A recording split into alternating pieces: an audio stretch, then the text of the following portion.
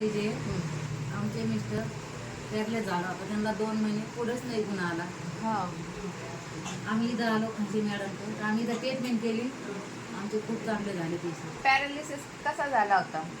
Paralysis दोन्ही हात हात बी नाही पाय पण नाही पडले होते, जी बाहेर पडली होती. हा, गिळता पण नव्हतं येत ना, बोलता पण नव्हतं येत, चालता पण नव्हतं येत. आम्ही गाडी टाकून आणत होतो, गाडी टाकून येत होतो, झोपून आणायचं. आपण ट्रीटमेंट केल्यानंतर किती दिवसात त्यांना आराम पडायला लागला?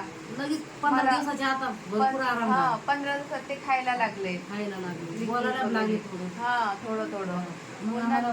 फरक पडला. 2-3 महिन्याने ते फोन करायचे मला की मॅडम आहे का. खूप हे करते, मॅडम काय म्हणते, सर काय म्हणते.